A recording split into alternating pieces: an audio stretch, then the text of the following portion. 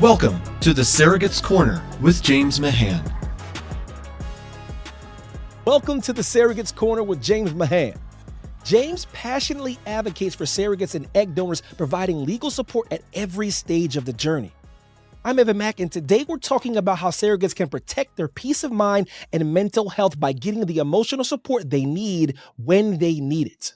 From understanding your contract provisions around mental health preservation and learning about resources that are available to the surrogates during their journeys, we'll walk you through the legal protections and insights you should have in place to safeguard your peace of mind throughout your journey. This is Protecting Your Peace, Mental Health and Emotional Support in Surrogacy. Welcome, James. Thanks, Evan. Great to be here. All right, so let's get down to it. Let's kind of unpack these things a little bit. How common are emotional highs and even emotional lows during the surrogacy journey? And when should someone consider get that extra support? If they're going through a few things. Yeah, I mean, the journeys are almost designed to have both the mountain peaks and the valleys. Everyone kind of comes into them with the high expectations of, helping a family have a child, which is, of the emotional highs that are out there, that's about as high as you can get. And for the surrogate, that's kind of their goal and their hope and, their expectation is to make that happen for this expecting family. Some of the valleys can be, well, what if the first transfer is not successful? What if, there's a second transfer that fails also, or we have an initial pregnancy that all of a sudden miscarries. So there's a lot of things that go into these journeys where you're gonna, hopefully have the majority of highs, but the lows are definitely part of that journey. And that's where you really want to make sure that, you as a surrogate kind of have that support structure in place for you so that when those inevitable lows do come up, which hopefully get corrected again, we get out of that valley soon, you have the ability to kind of, bear with it and get back up and keep trying again. So what kind of emotional support should a surrogate expect, from the agency, the intended parents or even their own personal network? Yeah, I mean, hopefully their personal network is kind of their strongest bulwark against whatever goes on, right? I mean, the agency and the IPs are going to be part of that journey. They all have different roles and kind of different expectations. The surrogate's own support network is kind of the one who's really looking out for them. What do they need? What is, best for them and their journey? Maybe how does this particular low impact them? That's, independent of what's going on with maybe the agency view or the IP view. So that's where you really want to make sure, if there is a spouse or a partner involved, that they're totally on board with what we're doing. Your children, especially whether they're young or older, that they kind of understand what's going on. There may be these things that are impacting how, mom's feeling about certain things.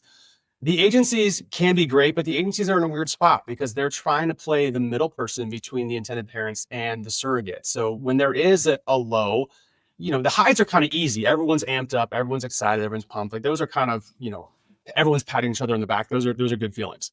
The lows can be harder because people start feeling like they get, kind of put in their own corner. Who made a mistake? Is there somebody's fault in all this? Did it just happen? And sometimes, the agency is kind of, tiptoeing on, well, what do the IPs really want? How's the GC feeling? And their role, I mean, God bless them, is to kind of mitigate that and try to keep everything together, which is fine. But sometimes for the surrogate, that may not be your primary source of emotional support if they're also trying to balance those kind of conditions and emotions with what the IPs are going through. And the IPs can be great. And a lot of times these journeys are awesome. And the surrogate and intended parents have really close relationships. There are other times where your relationship can feel more transactional. It's going to feel more at arm's distance. Maybe the IPs aren't as involved or aren't as communicating as much. And that's when you really don't want to be dependent on them for kind of that help. You may not get that, warm, fuzzy feeling from them all the time, especially if things are going a little bit weird. So that's where that personal support network is so important for the surrogate. Can surrogates negotiate mental health resources like therapy, counseling, in their contract? Is that common? You know what I mean? Can you put that a part of the deal as far as what you're doing? Yeah, usually. So, I mean, a lot of times the initial health counseling, and we had Joey on last episode kind of talking about getting into these programs and sort of what that looks like for them. So they'll go through some counseling, but a lot of that is are you ready to be a surrogate? Do you know what you're getting yourself into? Part of it will hopefully get into what's that support network look for you. But, it's kind of Tyson used to say, everyone's got a plan to get punched in the face. And that's kind of what this turns into. It's well, when things go wrong, when there is an issue, where do you go? How is that going to get resolved for you in the heat of the moment when now we have a real thing that we're actually talking about? So contracts oftentimes will say, if there is mental health kind of issues coming up, if there are psychological counseling that maybe is needed, if there's a situation with the journey that people just weren't expecting, that's getting to feel a little bit awkward for everybody, that hopefully we can bring either the surrogate or ideally both the surrogate and the intended parents in to do like a joint session with one of those licensed mental health professionals to say, hey, what's going on? How is everybody doing with this? Where can we go that kind of makes everybody as happy as we can be? Understanding it's not always going to be everyone gets exactly what they want. It may be an 80-20 compromise you have to deal with, but they're the best people to do that. And a lot of times, agencies will have it in their benefit package where if a surrogate needs that licensed help, not just support network, maybe not just me or the agency, they can go and they can get 10 sessions all the way through their pregnancy or all the way through pregnancy and plus 3 months postpartum. I love seeing that because it just lets the surrogate know contract, they're not really thinking about it because that's one of the highs. It's like, we're ready to go. Let's do the transfer. But when we get in those lows, you want to know you have help that you need, whether it's agency IPs, me as your attorney, or ideally those, licensed mental health professionals who specialize in this. And you're not going to be out of pocket when you need to go and get that help because we want them to go and get it. Do you experience more than the other as far as transactional as opposed to step by step? Families are in each other's lives moving forward as the child grows. Do you see one more than the other? It's really hit or miss. I mean, everybody is different. Every set of intended parents are different. Every match is different. I mean, I have some surrogates where they and their IPs are, in the same state, sometimes in the same city. That's rarely happening. A lot of my journeys are surrogate in maybe the middle of the country with IPs who are in Israel or IPs who are in China. And so there's just built-in kind of barriers from time zones and geographical separation that just makes things feel a little bit distant. And that, sometimes is, something for the surrogate to think about when they start matching is, do they want somebody who is maybe able to be more involved and wants to be more involved? Are they okay with the IP being more distant, both just geographically and maybe initially emotionally or communicatively? So those are things that they can kind of, ideally think about in their matching process because, it's nice if there's an issue going on or there's an appointment, if the parents can come and join the surrogate and go in together, right? That usually tends to be good for everybody. It's harder when that IP's in Sweden and, their appointments, the next morning for them and they, have to just fill the IPs in as to what happened. So some of the structure of the journey and the match itself can lead itself to being more distant, more transactional feeling or, hyper involved. And sometimes that has its own complications. What about emotional stressors during and after the pregnancy that that people don't often talk about? What can you touch on those a little bit? Yeah, I mean, we touched a little bit about this with Joey last time on like the postpartum complications, right? I mean, the journey itself is going to hopefully feel very similar to the surrogate's own pregnancies. There's always that notion and that knowledge in your head though that this is not your baby, right? It's not like we have to consider or think about like, is this mine? Do I keep it or not? Like, we all know it's the IP's baby, and that's great. Everybody wants that. But that can create a different feel for the surrogate when baby's born and somebody else, takes it home and names it and raises it and doing all that thing that, they would normally do for their own children when they had their own pregnancies. And sometimes that kind of immediate separation can create a little bit more of a heartache for the surrogate to kind of, deal with. And that's where those mental health sessions, those counseling sessions, even sometimes it's surrogates meeting with other surrogates who have done this and kind of have that experience. And you just want to make sure you don't feel like you're alone. I mean, that's usually the hardest part with any kind of mental health issue is, does anybody know? Does anybody care? Is anybody looking out for me? Right. Mm-hmm. And there are people, there are entities that are out there to do that. That's kind of how I structure my firm, is so they know, like, I may not be the best trained person to deal with like a mental health issue, but if you come to me first, we'll figure out a way to get you that help that you need. And just know that, hey, I can go somewhere. They're going to listen to me. They're going to understand what I'm going through and hopefully help me get the aid that I need so that, I can deal with whatever's going on. Awesome.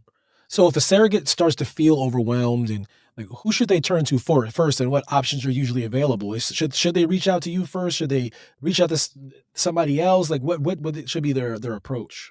Yeah, I mean, typically what will happen is the agencies are often, I mean, the good ones, which most of them are in the day-to-day with what's going on with the surrogate, when her appointments are, what's, happening, what tests are coming up. I mean, for me, I kind of am in the background when a lot of that's going on because the lawyers basically are involved at the beginning when we do contracts and then towards the end when we do the parentage documents. But that gap of like, the gestational period, a lot of times I don't have visibility on what's happening. So what I usually tell my surrogates is, if things are going weird and you're not getting the help that you feel like your agency should be giving you, or if you feel like people are telling you you're supposed to do something and you're just not really sure, I often jokingly say, like, if you just want a sanity check on what people are telling you, that's when you come back to me and say, hey, James, does this sound right? Is this in the contract? Like, is there anything in the contract we can do to help me with what's going on?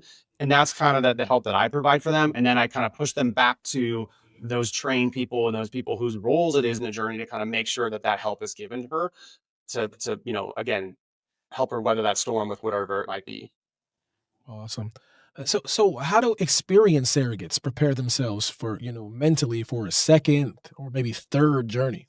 Yeah, great question. I mean, I love it when I get my repeat surrogates. I've had a number in the last 6 months, I've had surrogates who are on their third journey, fourth journey, and one even on her fifth journey. Just amazing, incredible women who are doing this. Some of those are sibling journeys. They're helping the same family have a second child. Those are awesome. I love it, partly because the connection and the relationship is already there. So the expectation of what they need, what it's going to be like, how the IPs are going to be involved is kind of a known entity or known quantity. What is harder for some surrogates is when you get matched either with a different agency or through a different program or just with very different IPs, is that, every pregnancy is going to feel different and every set of IPs is going to treat that pregnancy differently. So they may have had an incredible experience with their first, couple or independent parent, who's involved and it all went smoothly. And they may wind up a second journey with someone who, again, maybe is not local, is more distant or just more emotionally distant. And that can be somewhat disappointing for them because they had such a great experience the first or second time, and now they kind of have like a different experience for that. So sometimes it's just preparing for what do you want, and I often ask them like, what went really well in your last journey? Is there anything about that contractually that we can try to keep in the contract that sort of either helps or makes that possibility more likely, or the things that you want to change that didn't go well. But the contracts are kind of limited in terms of what we can actually put in there, how we can contract around things. So, ideally that mental health kind of at least counseling at the beginning of what a second journey looked like. And that's where I like to see those joint counseling sessions as a surrogate being able to meet with this new set of intended parents, go over it with somebody who specializes in this and kind of talk about what went well, what is the expectation, how do they hope this looks, to ideally iron those things out as we get ready for that journey and not deal with them when we're like 6 months in. And James, have you seen in your personal experience, peer support groups, surrogate communities make a real difference in what should someone look for in these groups if they're seeking that kind of assistance? Yeah, they like everything on social media. There are some that are really good, and there's some that are kind of bad. The really good ones tend to be ones that are either not agency controlled, but a lot of times the agencies will have their own kind of peer support groups with other women who are acting as surrogates in that same agency. And the only reason why I say those tend to be really good is because the shared experience tends to be very consistent across the board. Once you start going outside of your agency pool or into independent matches, there's just such a variety of what these women go through, what their compensation packages look like, what things are available to them. And then it sort of becomes the danger of most of the social media platforms is, am I comparing my journey to somebody else's journey?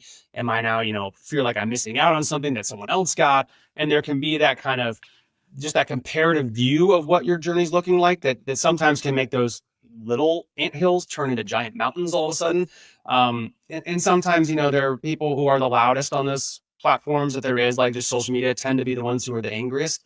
A lot of times people who have amazing journeys are not the ones who are out there shouting that from the rooftops. So there just is an awareness the surrogate needs to have when they start looking outside that you got to take some things with a grain of salt, realize not everyone's going to have the same experience that you did.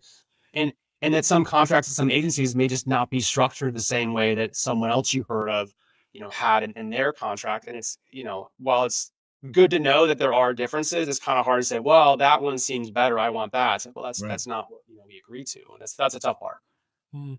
Can postpartum depression affect surrogates even when the journey went well? You know what I mean? How can it be addressed Yeah. legally or medically? Because I think people always talk about the positives, Mhm. more than the negatives of it. But Right. what happens to the flip side? Yeah, I mean the funny thing about postpartum with the surrogacy journey is that because the surrogate's not keeping the baby, right? There's just issues that are part of that post delivery period that are complicated by the fact that this is not their own pregnancy. So even the ones that go super well, baby's healthy, parents are happy, everyone high fives at the hospital, there's roses and teddy bears and balloons, like those can be great delivery experiences, but eventually you discharge from the hospital, the parents go home with their baby, things kind of life kicks in, right? Like they got their own things going on, the parents are doing, and some of that connection that maybe was there starts to fade a little bit because the parents are focused on the baby, which rightfully so, that's what it's all about. But there are, aspects of that that kind of, again, can make the surrogate feel like, oh, I did all this great things, everyone's super happy, and then it all just kind of ended. And that's usually where that mental health, those peer counseling groups, a lot of agencies will have like post-delivery kind of support group meetings to help them get through that. And if that isn't there, then that support network, your family, your community, churches, whatever involvement you have that sort of makes you feel like a well-rounded person, you want to get back to that quickly, because there's just certain things that you're going to be going through that might feel and look very different than what you were used to with your own pregnancies. So, James, what kind of contract language can ensure a surrogate's emotional well-being is protected? Every time I hear those horror stories about how things are not going well with the transition, it comes down to me like the language of the contract and people disputing this and disputing that. But in your experience, how can that help things smooth the transitional process? Yeah. So, I mean, ideally, the contract kind of, looks after and is meant to care for the surrogate's physical well-being, mental well-being, their overall health. I mean, we want these surrogates to have good experiences. We want the journeys to go smoothly. We want them to maybe come back and do it again. Everyone hopes that both the intended parents and the surrogate have a great experience they have good stories about for everybody else. Where they usually go a little bit sideways is if there is, complications, if there are medical issues. There are some things the surrogate just has to kind of understand that we talk about during the contract. That, I mean, there are just the risks of being pregnant.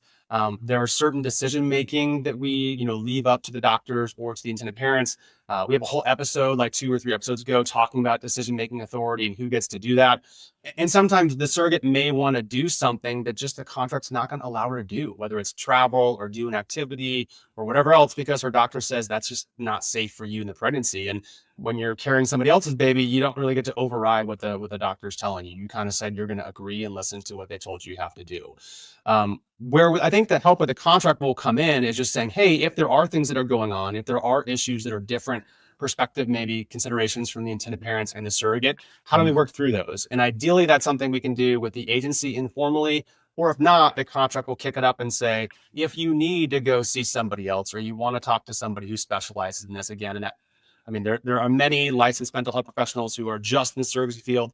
I've heard amazing things over a number of them. Joey is just one great example from our last episode. But there are people there who see this all the time. And sometimes that can be super helpful for the surrogate, is to realize, like, one, you're not alone. This is not just a you thing. These issues come up, and this is kind of how we can work our way through that. And we want the surrogate to know that that help is available to them. And ideally that, I mean, it's already covered in the contract, that the escrow account or the parents are covering that fee, because we don't want the surrogate to have a financial disincentive to go and get that help that they need, right? Anything the surrogate has to pay for out of pocket to kind of go and do that is more likely that they're not going to do it. And this is one of those areas that we certainly don't want them making that trade-off. James, thank you so much for your time and your insight, sir. Absolutely. Great to be with you, bud. Awesome. And thank you all for tuning into the Surrogates Corner with James Mahan. If you're starting your own journey and want to make sure you're protected emotionally and as well as legally, visit surrogatescorner.com and subscribe for more support and education. And make sure you check out that awesome episode with Joey Guzman. There was a lot of great information in that as well. Thank you all for tuning in. Thanks for watching. Be sure to hit that like and subscribe button and leave us a review in the comments.